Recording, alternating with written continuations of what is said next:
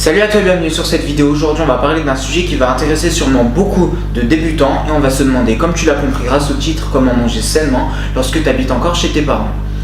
Alors on sait que la musculation dépend de beaucoup de facteurs. Déjà on a la génétique qui comprendra par exemple ton profil hormonal ou la longueur de tes os. Ensuite on a le repos qui comprendra la qualité et le temps de ton sommeil par exemple. Ensuite on a l'entraînement bien évidemment. Et enfin on a la diète et c'est ce à quoi nous allons nous intéresser aujourd'hui. Si tu as commencé la musculation assez tôt, vers tes 14, 15, 16 ans, logiquement tu habites encore chez tes parents. Et si tes parents sont des personnes lambda, ils ne mangent pas comme toi, tu devrais le faire en tant que go muscu. Donc un jour, tu vas aller voir tes parents et leur dire que tes habitudes alimentaires ne te plaisent plus et que tu as envie de manger plus sainement pour être en meilleure santé et abandonner ton corps de lâche. Leur réaction dépendra de chacun d'entre eux, mais en général, ils devraient plutôt bien le prendre.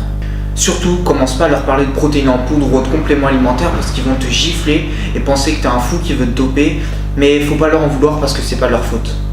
Faut savoir que t'es pas obligé de calculer toutes tes calories et tes macros parce que déjà, je sais que c'est chiant, faut tout peser, etc. Et ensuite, ça demande déjà quelques notions en nutrition.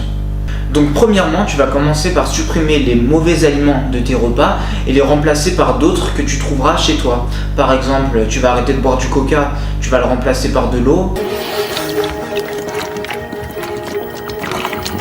J'adore l'eau.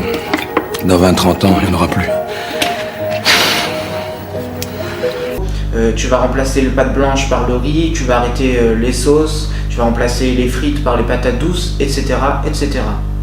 Et tu vas continuer comme ça pendant quelques mois et tu verras que tu te sens déjà beaucoup mieux et que tu progresses plus vite. Et c'est normal parce que ton corps n'est pas fait pour bouffer de la merde à longueur de journée. Parce que crois-moi, nos ancêtres, ils n'allaient pas bouffer McDo quand ils avaient faim.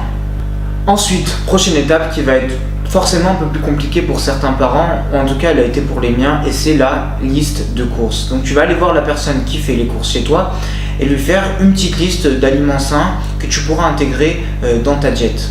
Par exemple de l'avoine, des boîtes de thon, des haricots verts, des amandes et toutes sortes d'oléagineux, surtout des bonnes sources de glucides, des pâtes, du pain complet, etc. Ensuite, dès que tu les as, tu les prends, tu les ranges, tu les mets dans un petit coin de ton placard pour les utiliser quand on aura besoin.